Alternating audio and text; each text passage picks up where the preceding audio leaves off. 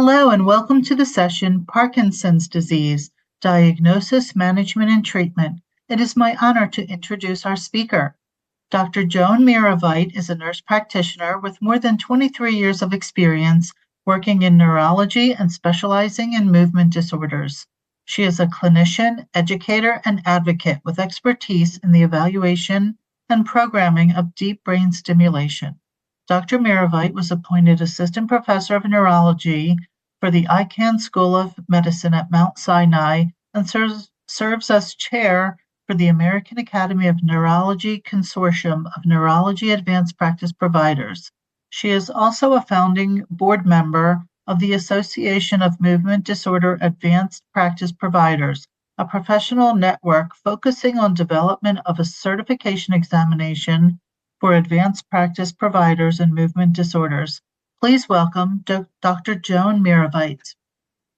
Thank you so much for the introduction. So this is just a picture of Mount Sinai. Well, I work on Union Square in New York City, so it's a picture of Union Square in right outside my office. These are my disclosures. I speak for companies that create deep brain stimulation devices and have received grants from the Parkinson's Foundation. Today, my objectives in this talk are to help you identify clinical features of Parkinson's disease, or PD, examine medications utilized in PD, identify candidates for surgical therapy, implement interdisciplinary care for PD patients, and then also throughout my talk, we'll be evaluating considerations in all stages of PD. So you may not know what a movement disorder is. It is a neurological condition that affects the speed, fluency, quality, and ease of movement. The diagnosis of a movement disorder is really through history and physical exam.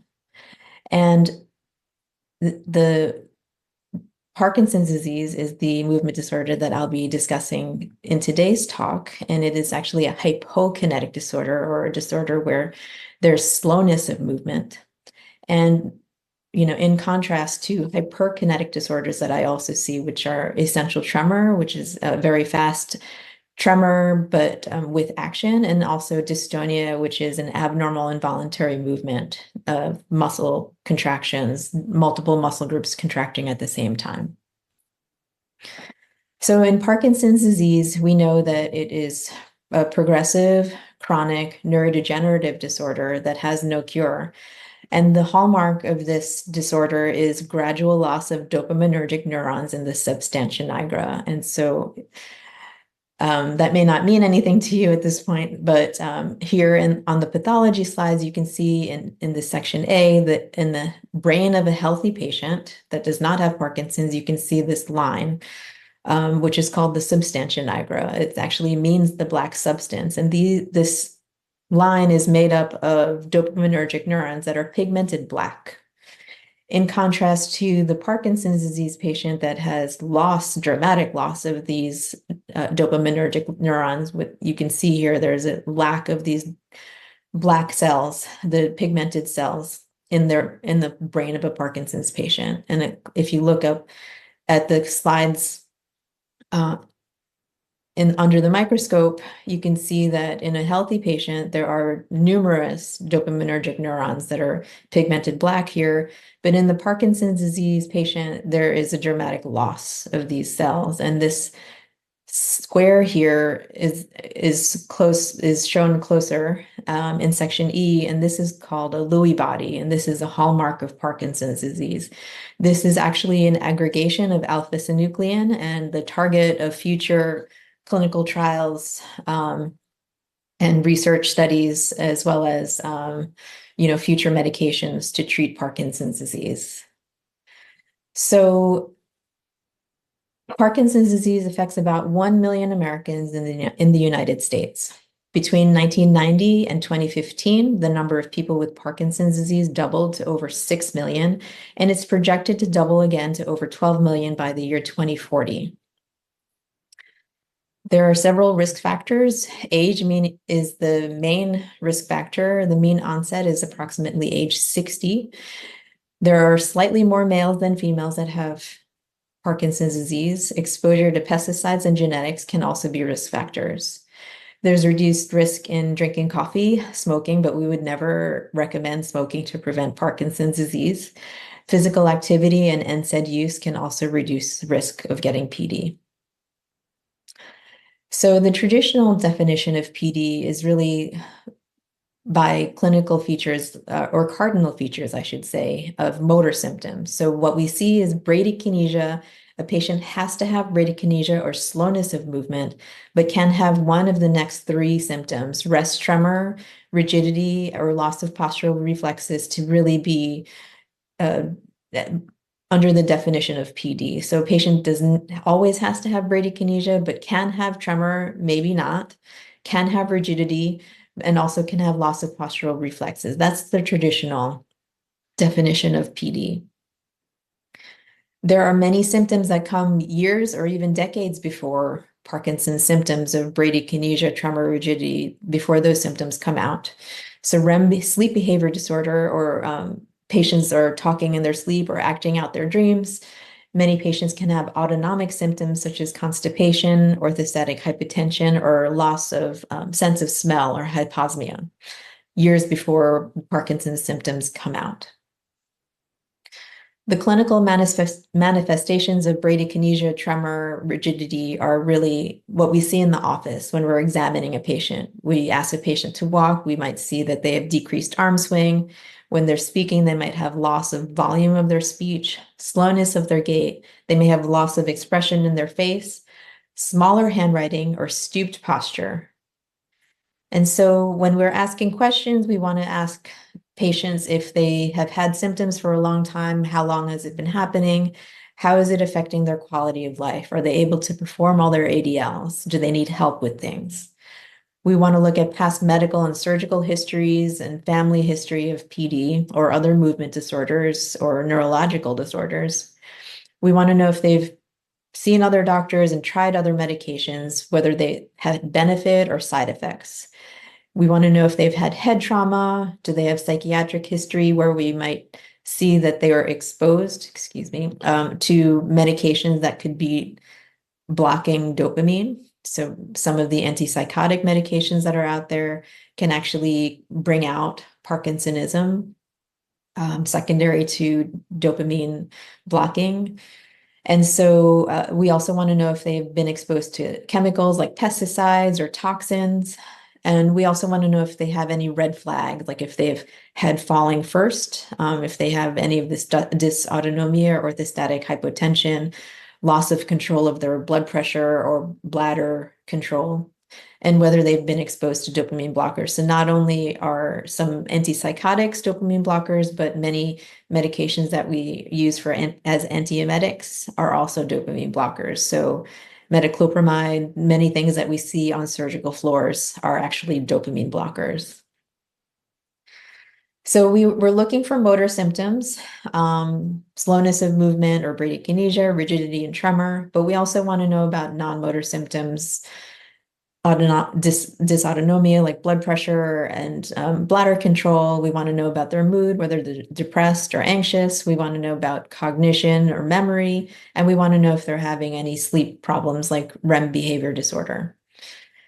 And so I have some videos showing you what some of these symptoms look like on exam. So this is an example of bradykinesia. And you can see that he's trying to make these big taps with large amplitude, and he's really not able to do it. I'm asking him to tap, and these are called rapid alternating movements. And you can see that he is very slow and low amplitude in his movements. And I'm asking him to tap, and his movements are slowing down. He's trying to tap his toes. He actually has some arrests in his movement. His toes stop, and he has to restart. And you can see this is his classic Parkinsonian walk. Very short steps, flexed posture, loss of arm swing, stooped posture. He's shuffling in his gait. He is not able to really pick up his feet to make steps. Very short stride length. And so this is a sign of bradykinesia. This is him off medication. when he's on medication, you can see that he is able to perform all of these movements normally. And so he can tap his toes very quickly, with large amplitude. And so his response to medication is actually confirming that he has Parkinson's disease. And this actually makes him a really fabulous candidate for deep brain stimulation surgery, which I'll be talking about later. And so this patient is an example of a patient that has rest tremor. He has his eyes closed, which you can't see, but he's counting backwards. So it's a distraction. And his tremor is very, very strong at rest. If he were to pick up his hands, his tremor would stop. And so this is an example of loss of postural reflexes. So retropulsion is the inability to right oneself. And so I'll play that again. If this, the neurologist is giving a pull backwards and the patient falls into the physician. So she's not able to catch herself. And this is an example of dyskinesia or chorea, abnormal involuntary movements that are occurring in response to dopamine therapy. So she took her medication and she's able to do the movement, but she has a lot of these extra movements. And dyskinesia, it actually means dance in Greek. So she has these dancing movements, and this is a sign that she's taking a little bit too much dopamine therapy. So on exam, we're in the office, we're looking at the gold standard examination or clinical history actually is what we call the MDS-UPDRS. It stands for the Movement Disorder Society Unified Parkinson's Disease Rating Scale. And there are 4 parts to it. The part 1 is the non-motor experiences of daily living, and we ask many, many questions in this rating scale. Part 1 is looking at cognitive impairment, hallucinations, mood, sleep problems, pain, urinary problems, constipation, lightheadedness, or fatigue. In part 2, it's looking at motor experiences of daily living. We're asking about speech, swallowing, dressing, eating, handwriting, turning in bed, tremor, getting out of bed, and walking. Part 3 is our examination, and I'll be showing you a video of a normal exam in the next slide.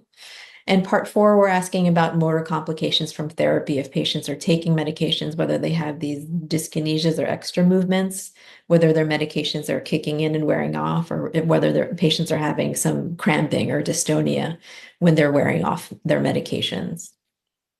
And so this is an example of a movement disorder exam, a normal movement disorder exam. So I'm looking at her eyes. I'm asking her to follow my finger. So she has full range of motion of her eye movements. If she had decreased ability to up gaze or down gaze, we might think that she has an atypical form of Parkinsonism. She's got full range of motion of her neck. And so I'm going to ask her to hold her arms out to really see if she's got any intention tremor in different positions. You can bring out tremor in different positions. So she has no postural tremor. She's touching her nose and then my finger. This is called finger to nose testing, and she has no tremor as she's coming to her nose or towards my finger. And so each of these individual tests we do 10 times just to really see if there's some decrement or loss of ability to do these movements. So this is checking for bradykinesia. So we want to see that she has the biggest amplitude and biggest range of motion with these and speed. So we can check her pronation, supination, her heel taps. She's doing these quickly, and so this is all normal. If there were some slowness in these movements, we would notice the difference. Then I I'm asking her to do some toe tapping as well, and you can see that she's doing this well. I'm going to check her rigidity, where I'm checking for passive range of motion at different joints. And so her neck is very loose. I'm checking her at her elbow. She's just at rest, so I'm checking the elbow and the wrist, and she's very loose. And so I don't feel any resistance. And I check at the knee as well as the ankle on both sides. And so we can see if there's some resistance. I ask her to stand up without pushing off the chair. And I'm asking her to walk down the hallway so that we can see her posture, her arm swing, her stride length. These are all normal. She's got great posture, arm swing, and stride length. And then I'm going to check her postural reflexes. And I was able to knock her over and she gives me a look. But then when I try again, she is able to right herself. So that's a normal exam. So in an evaluation consistent with Parkinson's disease, we see bradykinesia and either rigidity or tremor or all three. Physical findings, we might find hypophonia or loss of volume of speech, smaller handwriting, decreased arm swing, shorter steps. On history, we would find slowness or changes in their gait. Patients might perceive that they are losing their balance. You might see that they are they have loss of facial expression, or their family might endorse that. They might have history of depression or anxiety, and they also might have shoulder pain. I can tell you that many of my patients have recently been diagnosed with PD, have also recently had shoulder pain. And it's really what we think is a manifestation of rigidity or bradykinesia in the arm that's bringing out the pain. So there are some symptoms that are supportive for PD diagnosis. So rest tremor, clear and dramatic response to levodopa, presence of levodopa-induced dyskinesia or loss of sense of smell. So if we have 2 out of these 4, it also supports diagnosis of Parkinson's disease. And a few words about non-motor symptoms. This is a drawing from a patient who has Parkinson's disease who wanted to describe his non-motor symptoms that are invisible. And so he's describing here loss of smell.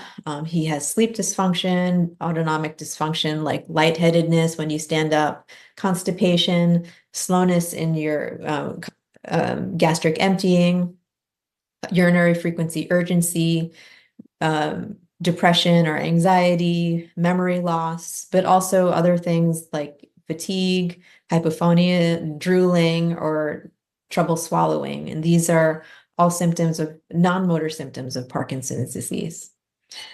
And so what we think happens is we're not really sure how Parkinson's starts, but we think that there's some sort of genetic predisposition and then an environmental hit that starts the process of Parkinson's disease.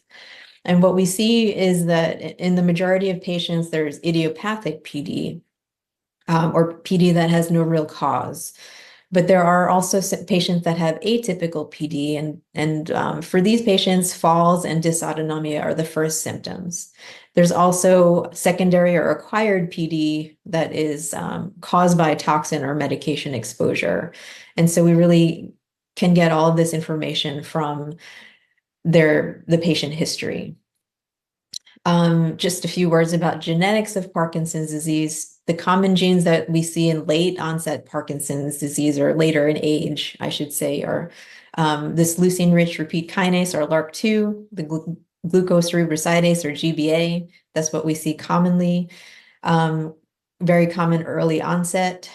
Genetic mutations are Parkin or PINK1. It's estimated that most patients that have genetic form of Parkinson's disease make up about 10% of patients with PD. But in certain populations, this number can approach 40%. So there's an increased risk in certain populations that have these genetic forms of PD. It's important to know whether a patient has GBA because it actually increases their lifetime risk for PD, but also these patients can pass on Gaucher's disease. This might be critical for family planning, but also knowing your genetic status can of your patients can help you identify patients that might be good candidates for gene-targeted clinical trials. And so we have multiple clinical trials that are ongoing and coming out soon, targeting LRRK2 and GBA. So we try to offer that genetic testing to patients that are interested in knowing, but also it puts them in the running for joining a clinical trial for research. As I said earlier, there are secondary or acquired Parkinsonisms, antipsychotics that commonly can cause Parkinsonism, haloperidol, risperidone, olanzapine, aripiprazole, antiemetics like metoclopramide or prochlorperazine. These are common floor stock on surgical units. Dopamine depleters such as tetrabenazine or reserpine, and anticonvulsants in high doses like valproate. These can all cause Parkinsonism. Other secondary causes of PD: exposure to toxins, pesticides, solvents, or paints. There can be Parkinsonism from vascular causes in brain. We can see that patients have a lot of white matter disease in their brain, and then we know that their Parkinsonism is caused by white matter disease. The patient can have hydrocephalus, they can have a tumor or lesion, there can be infections, and they might have history of hypoxia or anoxia. That could be the cause of their PD. And then street drugs like heroin or MDMA can also cause Parkinsonism. There are absolute exclusion criteria. So if patients have abnormalities in their cerebellum, if they are not able to look down, they may have supranuclear palsy or a different kind of Parkinsonism, so a disorder that looks like Parkinson's early on, but then later in the disease does not respond to medication at all. Patients that have dementia, Parkinson's symptoms only in their legs for more than 3 years, exposure to dopamine blockers, no response to levodopa, which is our gold standard medication for Parkinson's.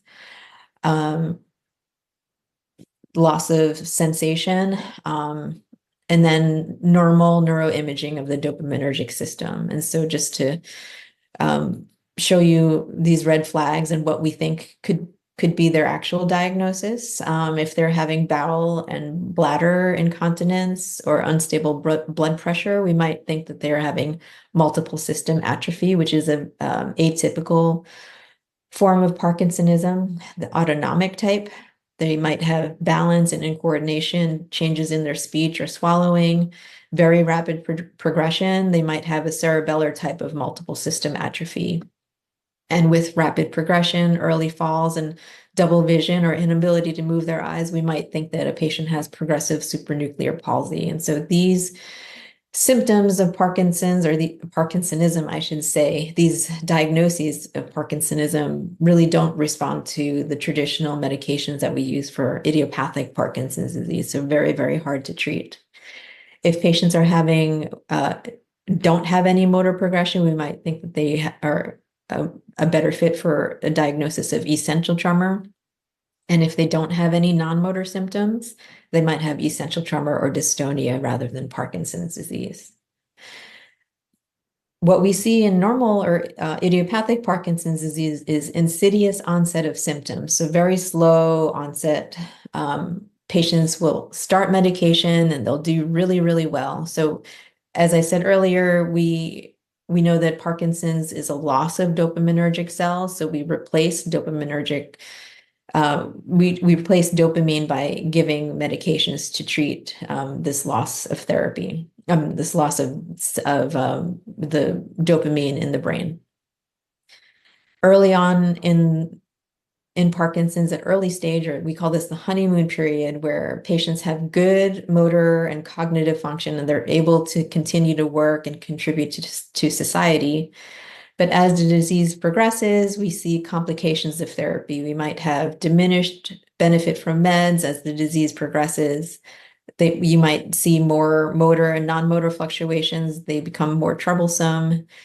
The disease starts on one side typically and progresses to the other. So we might have more bilateral disease. They might need more help with their ADLs, and they might have more difficulty with their balance.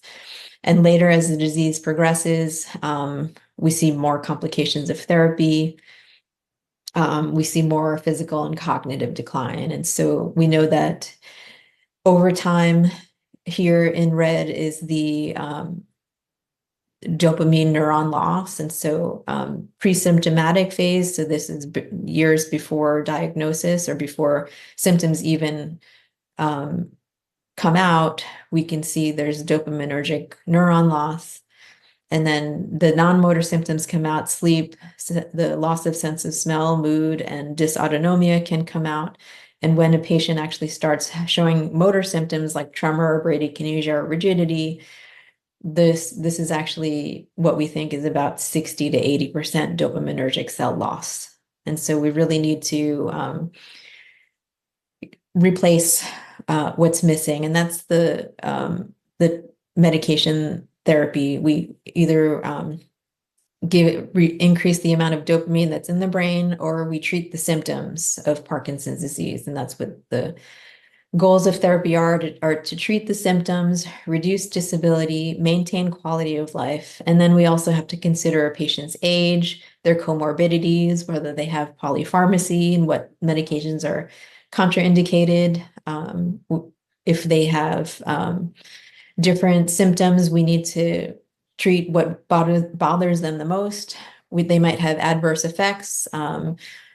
They might not be able to afford medications, and we really need to just adhere to whatever patients prefer, whatever their symptoms, that we want to treat what symptoms bother them the most. And so, as I said earlier, the Parkinson's disease progresses slowly over time, and then this here is the dopamine level, and you can see this black line here is actually their intrinsic dopamine level. And so you can see that there is a fair amount of dopamine still in the brain. This pink area is the therapeutic window of medication. In purple here is their off time. So before they take their meds, they're feeling their symptoms are apparent, the tremor, stiffness, and slowness of movement that they might have. They take their medication at this blue dot, and this medication, if they take it a few times a day, is maintained within this therapeutic window. So in the early stage, they're doing well. They don't really feel like their medications are kicking in and wearing off. In the middle stage of Parkinson's disease, we see this intrinsic dopamine level is lower. We see that there's more off time before the first dose of medication, and this therapeutic window is a lot narrower. And so patients need to take their medication a little bit more frequently to maintain their therapy, their medication in this therapeutic window. Sometimes the medication is a little bit too much and they go past their therapeutic window and they start having these extra movements or dyskinesia. And sometimes they go below the therapeutic window where they're feeling more of their Parkinson's symptoms. But so these are called motor fluctuations in response to medication. In advanced stages, you see this intrinsic dopamine level is very low. They have a lot more off time. When they start their medication, they have this very, very narrow therapeutic window and need to take their medication much closer together. They're having dyskinesia almost at every dose, and they're having off times throughout the day. And so this is the progression of Parkinson's disease. But there are many, many things that we can do to help them. And so I'd like to illustrate this with a case. Case one, guy is 59 years old, works as a bank teller. He's married and has a 15-year-old. He tells us he's having a right-handed tremor that's been intermittent for 2 years. He's noticing more that he's having trouble separating papers at work, and his handwriting is smaller, so he has some loss of dexterity. His wife reports he's having trouble keeping up with his son on hikes, and he endorses constipation, which he attributes to poor diet, and reports mild anxiety, which he blames on his job. So you examine him, and he's got low volume speech and intermittent tremor of the right hand. with rapid repetitive movements like finger taps and heel taps. You notice decreased speed and amplitude. When he walks, he's got a decreased right arm swing and stride length. And you test his balance, he takes 2 steps to catch himself. And so when you see this, he's showing us some symptoms of bradykinesia, tremor, loss of postural reflexes, smaller handwriting, decreased arm swing, and low volume speech. But also he's endorsing constipation and anxiety. And so we really think at this point he does have Parkinson's disease. And so he's asking if this will affect his ability to work. Are there tests to confirm PD? He wants to know if PD is hereditary. He's not interested in taking medications right now. What other therapies can he try? And so, caring for Parkinson's disease is really a patient-centered approach. Nurse practitioners can really support a patient throughout their PD journey, as we say. We can refer patients for different therapies, and also write medications to help treat them. So we can refer patients to physical therapy, to social work or psychiatry, to occupational therapy to help them to maintain their employment, and their abilities to perform activities of daily living, but also communication. We can send patients for speech therapy. And so we work as this interdisciplinary team to really maintain a patient's function. So what we tell Guy is that there are many non-pharmacologic therapies, and the main thing that we do is educate patients. And so we want to tell him that exercise, good nutrition, and sending him to talk to support groups can really help with his socialization, his speech, but also his mood. And so we can do many things without medicine. This is an example of an illustration of Parkinson's disease from 1886. This is what we want to move away from. We want to move more towards mild motor predominant Parkinson's disease. So we see that this woman has dystonia in her foot, a little bit of involuntary movement, and then she also has a tremor in her left hand here. So we want to move away from this old flexed posture of the past. So what we can tell him is that MRIs can really show us that we can send for an MRI if we're worried that there's rapid progression, if he's got weakness or numbness or abnormal neurological findings like spasticity or hyperreflexia, especially if it's unilateral, if he had rapid progression in dementia or other movement disorders like ataxia or myoclonus that didn't make sense. But in PD, MRI is normal.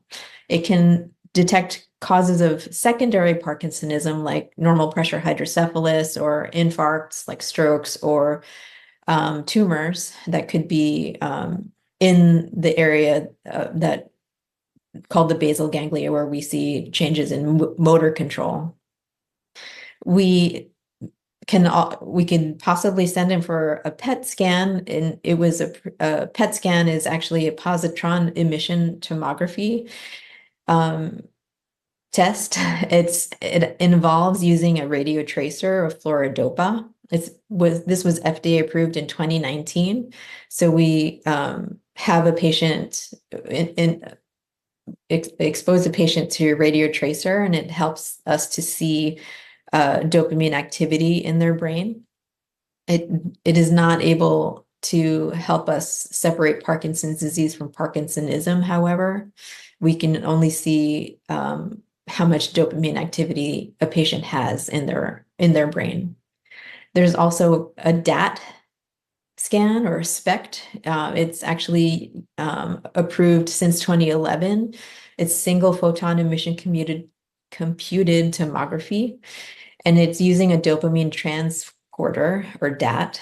It helps us to see also loss of dopamine in the brain. It can help us differentiate between PD and essential tremor, but it cannot differentiate between PD and atypical Parkinsonism. Also, we need to really make sure that the patient, it's not, there are many false positives in abnormal DAT scans because patients can have other technical issues like head positioning or exposure to stimulants such as cocaine, amphetamine, or methylphenidate. This can all give us a false positive in the exam. So we really need to be careful when we're sending patients for these tests. They don't actually confirm Parkinson's disease and don't differentiate between atypical Parkinson's disease. So if we had more biomarkers, which we're actually testing in clinical trials now, we could improve accuracy of diagnosis, classify subtypes of Parkinson's, and like accelerate clinical trials. And so what we've seen recently is we're looking at alpha-synuclein. And as I showed you earlier in the pathology slides, this Lewy body is an aggregation of alpha-synuclein. And synucleinopathies include Parkinson's disease, dementia with Lewy bodies, or multiple system atrophy. And so we see an abnormal aggregation of alpha-synuclein in all of these.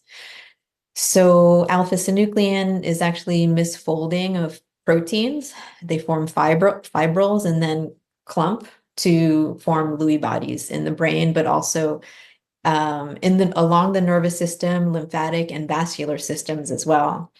And so alpha-synuclein fibrils have been found in CSF, or cerebrospinal fluid, saliva, skin, olfactory mucosa, and other types of cells. And in the way that they test for this is they amplify these alpha-synuclein seeds, and they can actually, with very high sensitivity and specificity, diagnose alpha-synucleinopathy.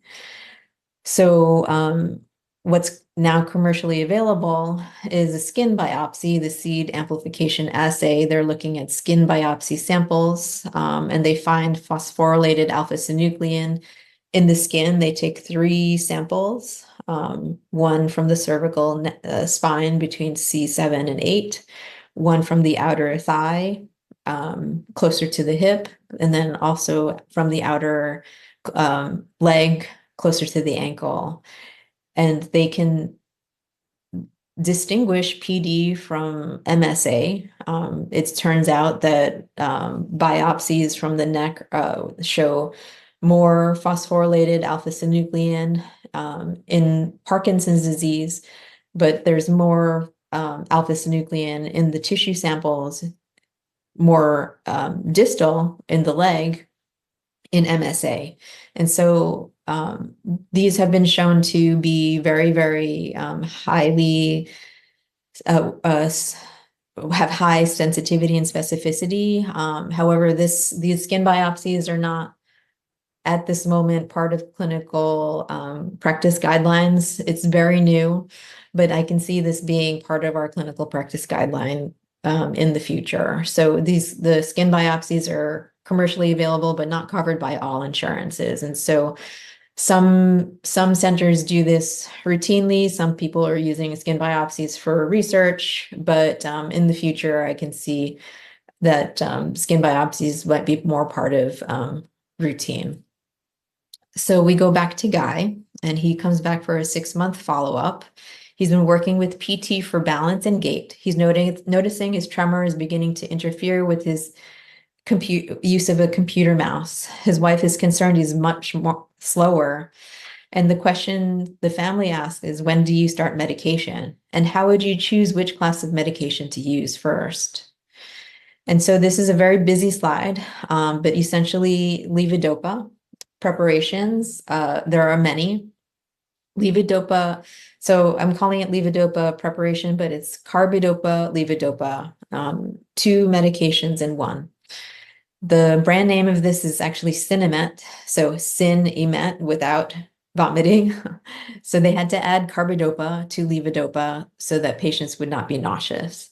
And so levodopa, when it crosses the blood-brain barrier, gets converted to dopamine. And so when we give levodopa, we're actually replacing what's missing in the brain. So we're supplementing what's missing. What we see is that we can start with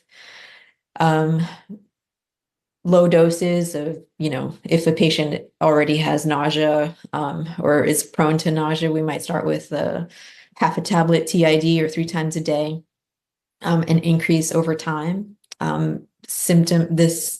Can treat symptoms early in the disease and also can treat wearing off. We might increase the dose of medicine if the amount of dopamine that they're taking doesn't last from dose to dose. So there's long-acting or slow release, extended release versions. There is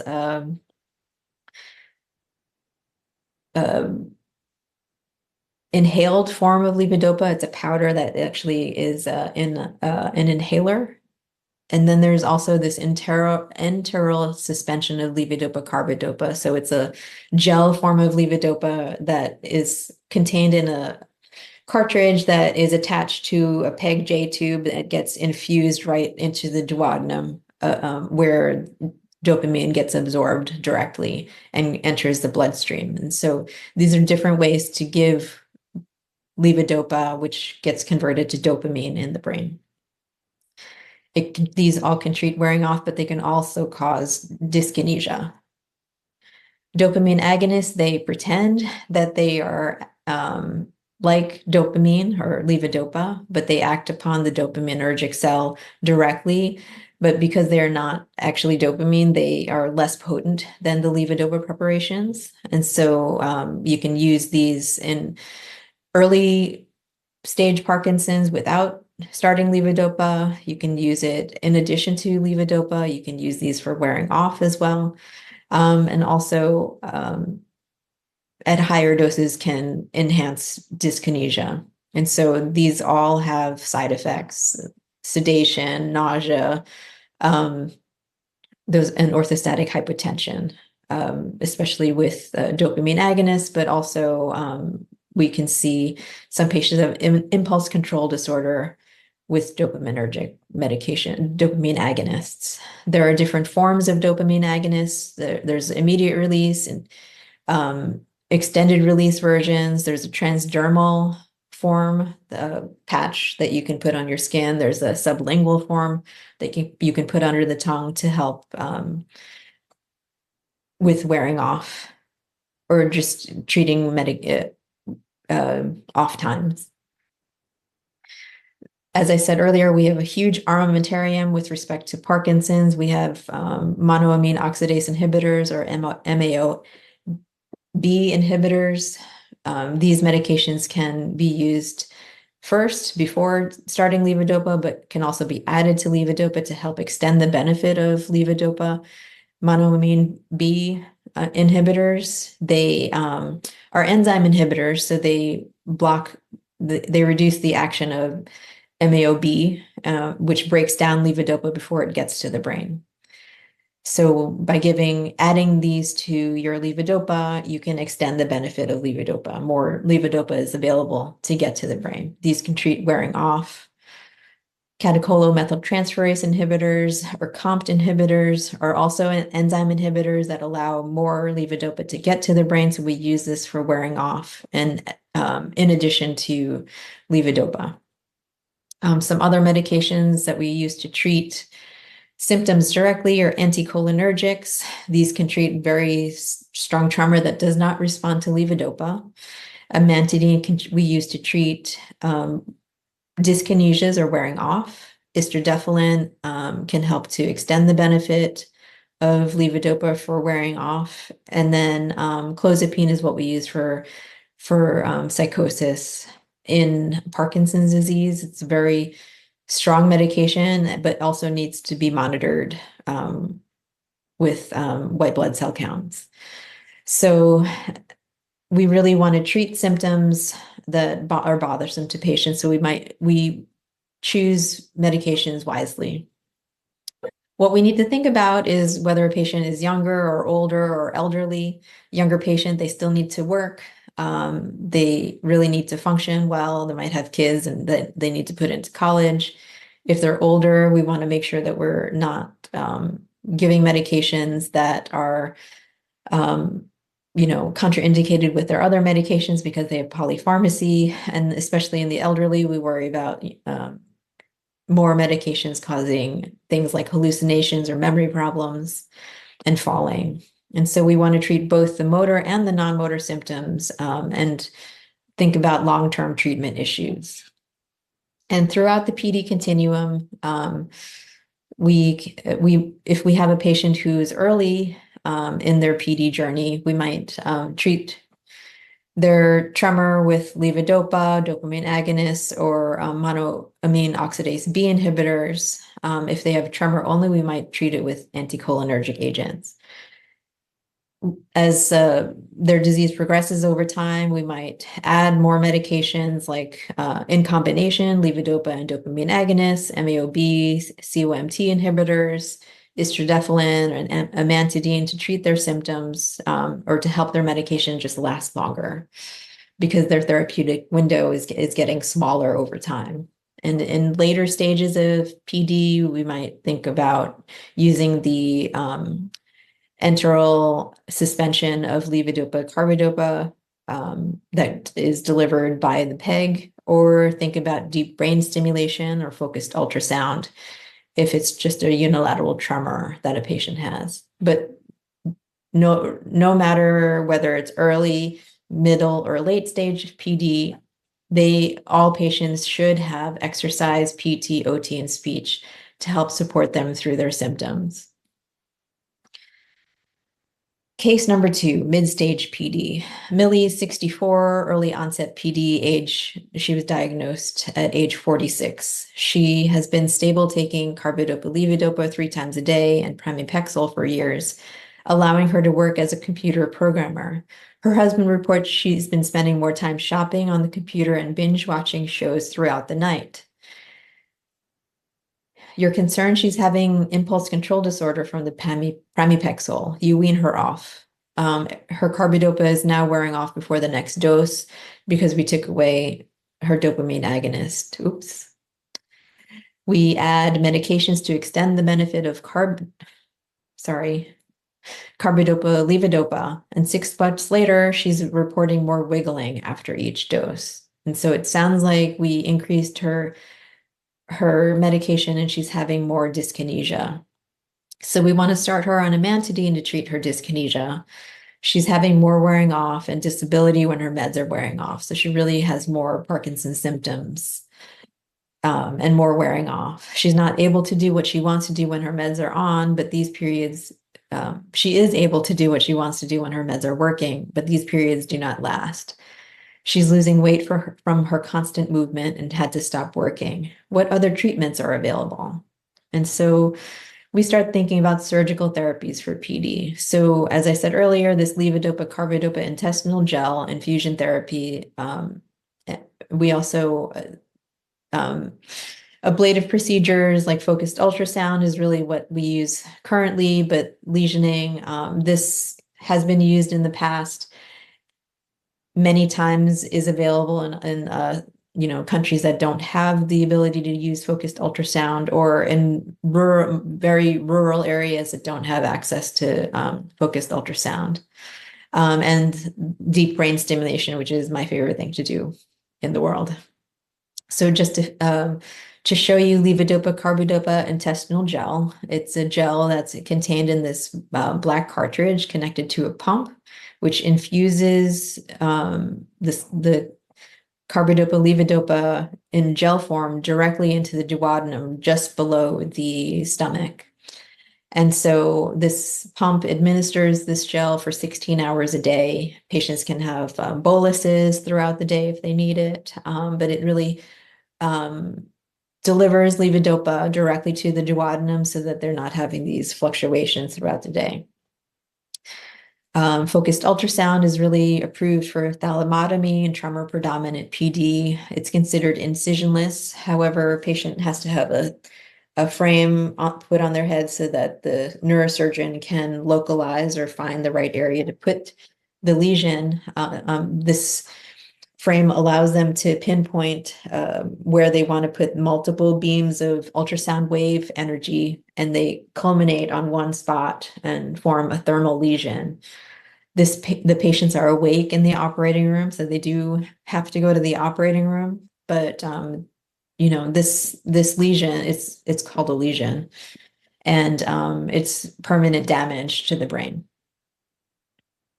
So I'm just going to forward to deep brain stimulation. The electrodes are implanted in specific targets in the brain. The electrode is connected by extension wire to a neurostimulator or battery in the chest.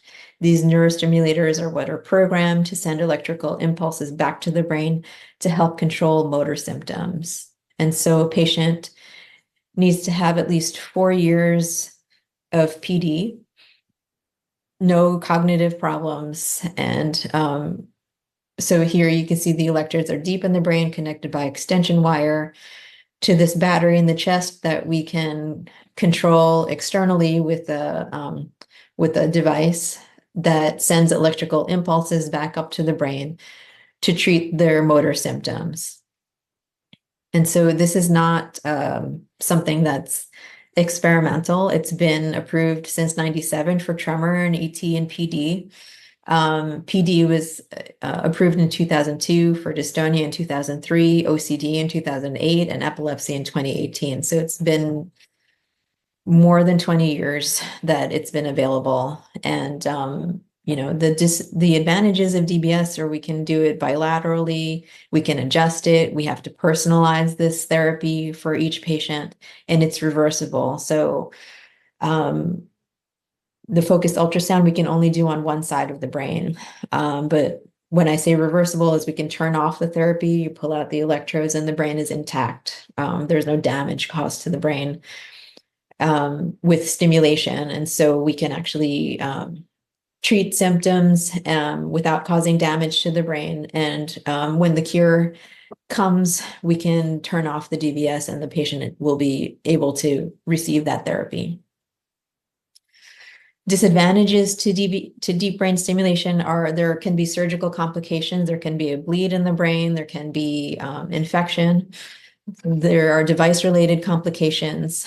These devices are man-made. They can break, they can wear down. The batteries need to be changed every so often. And when we turn on stimulation, we can have side effects. So we can affect speech, balance, gait. We can cause muscle cramping. But when we have, with the beauty of DBS is we can change the programming so that we can avoid side effects and really treat patient symptoms. And the question I get the most is really, when is DBS a success? And it's really when you have a multidisciplinary team. So I work with neurology, neurosurgery, neuropsych, psychiatry, research, PT, OT, speech therapy. We really have to choose the right candidate. So the perfect candidate in Parkinson's is someone who has at least 4 years of PD, has motor symptoms, and responds to levodopa. But the response to levodopa might be short-lived, and they're having motor fluctuations in response to medication. Patients need to have realistic expectations about what's going to happen after DBS. They have to work with an experienced team and have really continuity of care. And so these realistic expectations, DBS is not a cure, it's a process. What happens for one patient will not be the same for the next patient, and it takes time. What we see with levodopa, to test a patient for DBS candidacy, I bring them in the office without medication, have them take their medication and see what levodopa treats. So if they have reduced bradykinesia, tremor, rigidity, we know with levodopa, as I showed you with that patient who had bradykinesia, he had a tremendous response to levodopa, then we know that they'll have a good response to deep brain stimulation. Patients will also need to know that they need to keep taking their medications. We don't necessarily stop medication after they have deep brain stimulation. As I said before, I screen my patients. You know, the neurologists in my practice refer their patients to me. I work hand in hand with all of the above here: neurosurgeon, neuropsych, psych, PT, OT, speech, social work. We present each case at DBS rounds, and I educate patients through DBS education sessions or information sessions to really teach them about DBS so that they have less anxiety about making a decision about having surgery. So DBS treats tremor, rigidity, bradykinesia, dyskinesia, these motor fluctuations, these on and off fluctuations from medication. It treats dystonia. And then I like to tell patients that we take away your off time so that even if you're having some peak doses, we can lower meds. And the goal of therapy is really to keep patients steady throughout the day. DBS does not treat gait, speech, postural instability, mood, or memory. And so if patients think that they are going to have DBS to treat their speech or their gait, they will be very disappointed after surgery. So you want to make sure that you tell a patient that, you know, if their response to levodopa can predict what we will see with DBS, with the exception of tremor. If tremor doesn't respond to levodopa, it will still respond to deep brain stimulation. They cannot have lack of response to levodopa except for tremor. They cannot have dementia, and they cannot have comorbidities that might preclude them from having surgery. And so going back to Millie, she was deemed an appropriate candidate because she has very good response to levodopa, and after she had neuropsych testing, really was found to have no cognitive issues. She decides to pursue DBS. She's evaluated by the team. She was able to reduce medication by 50%. We took away her wearing off and the dyskinesia, and she was able to return to work. And so this is an example of a patient who has the right diagnosis, the right setting, and the right programming. So as I'm going up with his setting, he's at 2 volts here. This is you can see that his tremor is slowing down, but when I get to 3 volts, his tremor just stops, and that's the right setting for him. And so, you know, that's the beauty of DBS. We can I actually help people get better. There are many, many advances in DBS. The devices are Bluetooth enabled, so I can connect to a battery that's in a patient's chest from across the room. There are rechargeable batteries. You can have MRI under certain conditions with the newer devices.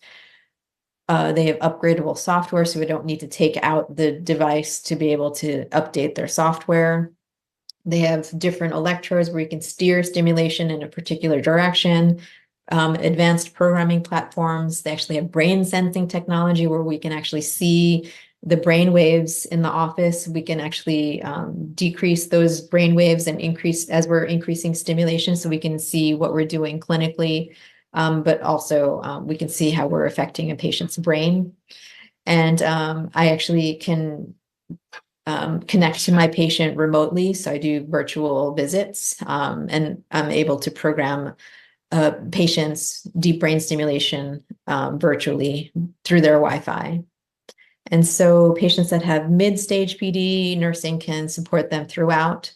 We can write prescriptions and send patients to PT. We can help them with their mood by sending patients to social worker and psychiatrist, PT for their gait and balance, OT for ADL, speech therapy for swallowing and speech. OT and speech therapy can also help cognition. And so we really want to, you know, maintain this patient-centered approach. When patients have advanced PD, we want to make sure that they still are plugged into PT, OT, speech, and social worker so that we can assess and really help with gait and balance training, range of motion, OT to help look at safety in the patient's home environment so we can rearrange objects and help them with mobility.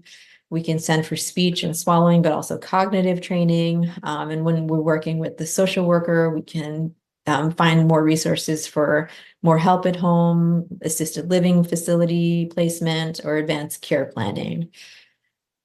And so case number 3, Buddy, 75-year-old man with PD for 17 years. He's wheelchair dependent most of the time. He hasn't had any falls because he just doesn't get up. He is optimized on his levodopa regimen. He has a caregiver for 8 hours a day. He only gets up with maximum assist. He goes from one room to the next with assistance. He has severe muscle stiffness, but and is more on his right leg. His foot drags when he walks and it turns in toward the other leg. This can trip him if he tries to walk. He has constant drilling that drenches the front of his shirt, but he's maximized on his medications. So you get a frantic call from Buddy's daughter. She says her dad has suddenly started talking nonsense, is very confused and hallucinating. So what do you start thinking about now? And so infection is the most common cause for acute confusion or hallucinations. We want to make sure that we check for UTI or any other infection. I've been surprised by dental infections. So you want to ask if they've had recent dental work or have any dental issues. And we want to check labs for other metabolic causes. I've been also surprised by sodium levels in patients' blood work. So some cognition, dementia, hallucination management strategies. We want to, you should know that infection and medications can cause or aggravate hallucinations. We can adjust medication or add meds for psychosis. So we might lower medications or levodopa, or if we can't, then we might need to add meds for psychosis. Cholinesterase inhibitors can help with hallucinations, actually. And then atypical antipsychotics can help with the hallucinations and psychosis. Some medications that we really need to be careful with are the antipsychotics. Quetiapine or clozapine are really safe for patients that have Parkinson's disease. We should avoid using other antipsychotics for them because many of those are dopamine blockers. Pain medications can increase confusion or psychosis, so we really need to, especially with pain medication or even anesthesia, we might need to stop selegiline or rasagiline or those MAO-B inhibitors while we're giving a patient pain medication or anesthesia. We really need to talk about Parkinson's with the anesthesiologist if they're having surgery. So, and especially with respect to pain medications and anesthesia. Antiemetics, as I said before, can really bring out Parkinson's disease. So the safest antiemetic actually is ondansetron for a Parkinson's patient. And many antidepressants are safe, but one that's really unsafe is amoxapine. And for later stage disease, we really worry about patients that are having motor fluctuations, mood problems, balance or instability, more difficulty with ADLs and swallowing and cognition and dementia. So we really support them throughout their continuum by referring patients and prescribing medications that might help them the most. So when a patient's in the hospital, we provide meds on time every time. We don't substitute medications. We don't stop levodopa therapy abruptly. This can result in acute difficulty with what we call neuroleptic malignant syndrome, where patients can have increasing blood pressure or even hyperthermia. So we cannot stop levodopa abruptly. We need to resume meds when able. Typically, if I have a patient who's having surgery, I will actually ask that they take their Sinemet with a sip of water before surgery, and then they're not so off after surgery. If a antipsychotic is needed, we use quetiapine or clozapine. We need to watch for symptoms of dysphagia and risk because they're at risk for pneumonia. And If a patient has DBS, they need to turn off their DBS for surgery and other tests like MRI, EKG, EEG, or EMG. So any tests that look at the electrical activity. Just a few words about advanced care planning. As PD progresses, they might have more trouble swallowing, falls, and cognition problems. They might be concerned about burden of care, and we really want to respect patient wishes for quality of life at the end of life. So we need to have these advanced care planning conversations much earlier in their disease process to avoid crisis and reduce healthcare services and cost. As you know, palliative care doesn't need to be at the very end stage of Parkinson's, but can actually be appropriate for throughout stages of Parkinson's disease.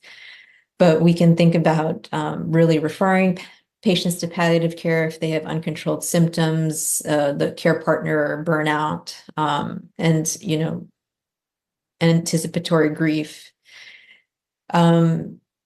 If they have anticipatory grief, this can have a negative impact on their quality of life, and they know their symptoms are changing over time.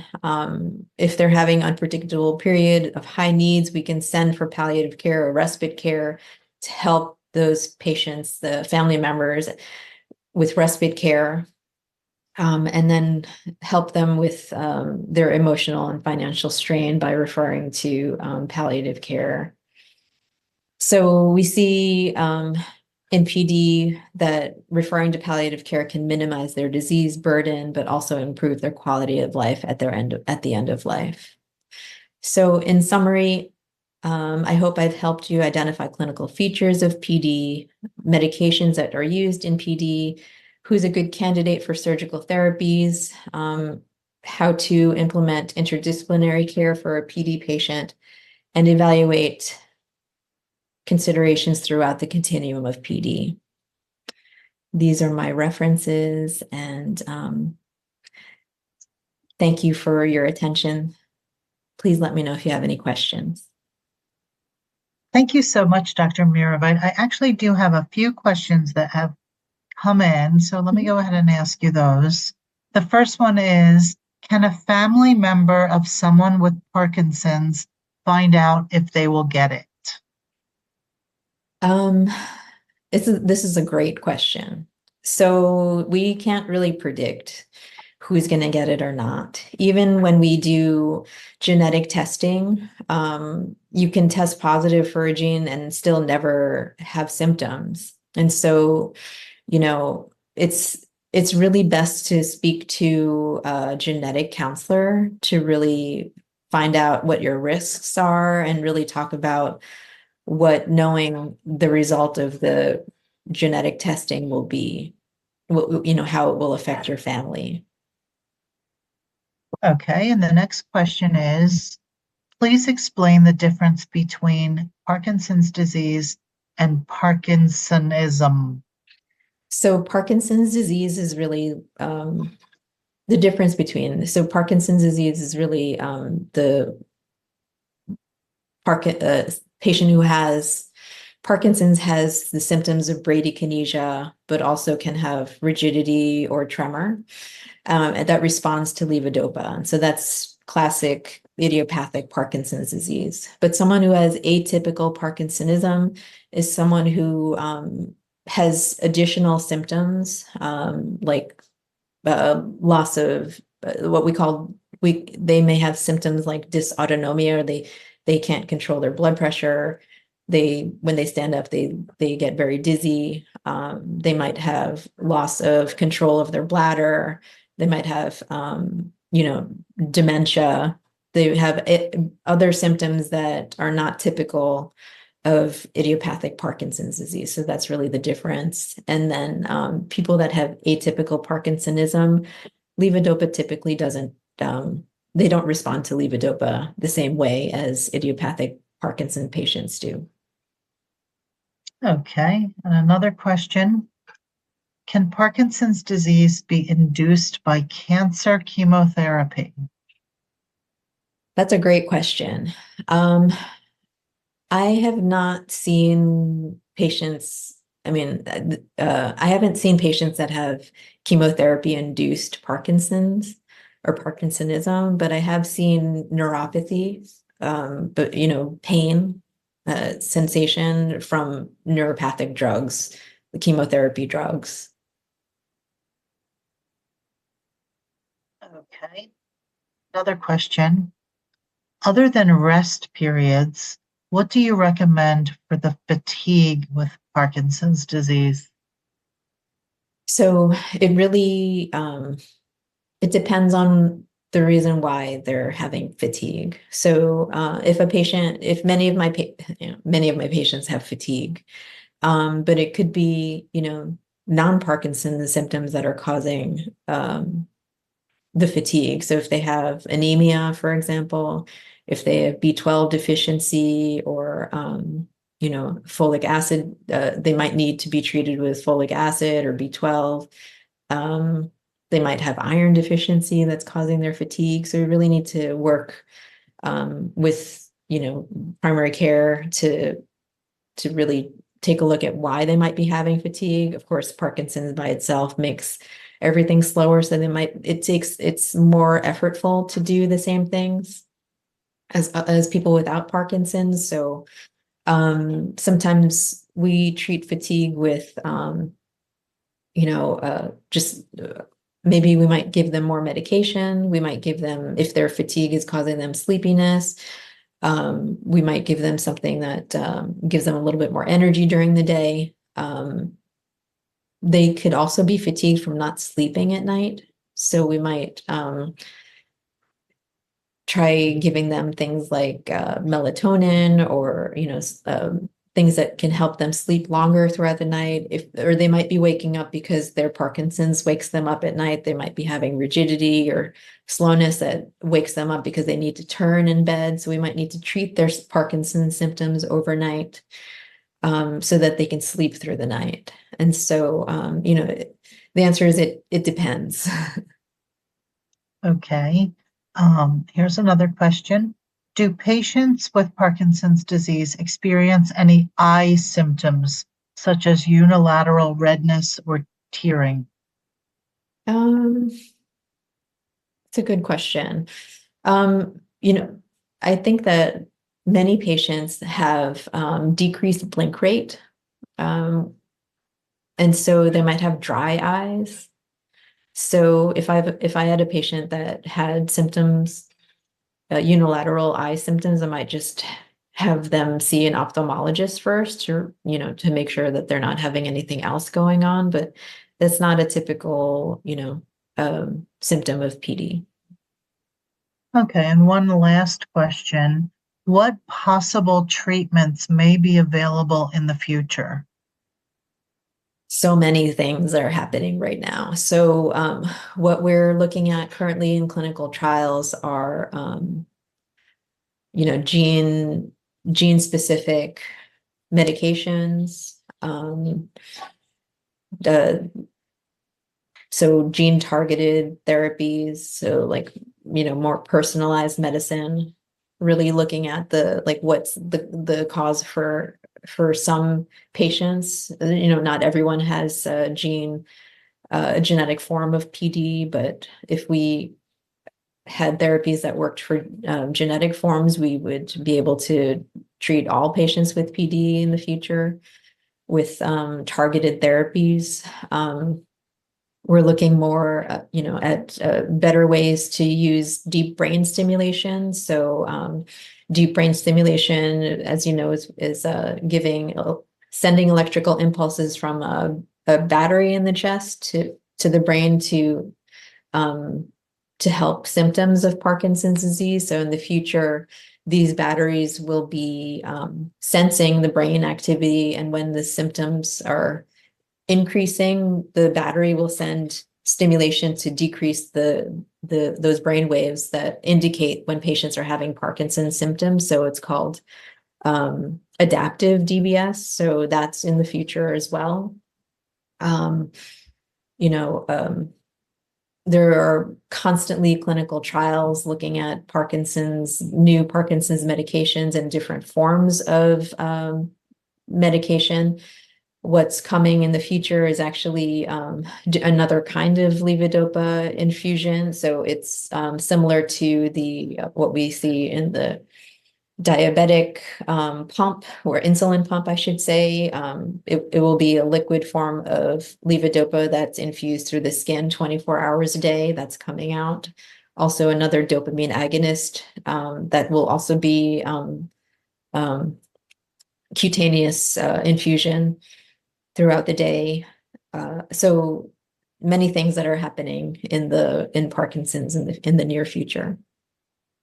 Dr. Mirabai, do you think AI will help advance PD treatment? So, that's the question of the day.